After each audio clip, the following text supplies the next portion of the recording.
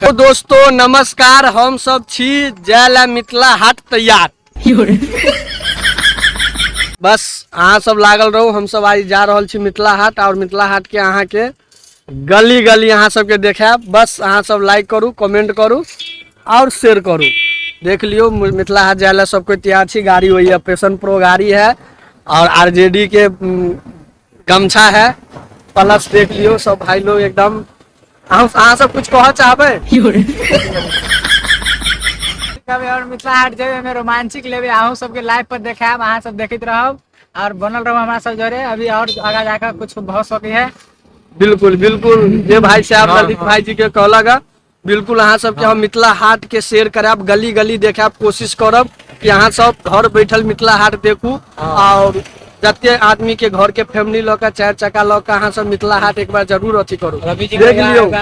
देख लियो हम सब मिथिला हाट जाए के लेल अभी छी तैयार। रवि जी अहाँ मिथिला हाट जाए छी, कुछ कह चाहबे अपना व्यूअर्स के? कहबे नहीं तो बड़ी मन लगते हमारा साथ अहाँ बनल रहू। हाँ, और अहाँ के देखा मिथिला हाट के माल सबके देखा। बस खाली अहाँ लाइक बटन पर दबाइत रहे, हाँ दबावित रहे, देखित रहे हम सब मिथिला। चलो अब हम गाड़ी पर बैठा के लिए गाड़ी पर भी बैठ रहा छी। देख लियो गाड़ी स्टार्ट कर रहा है।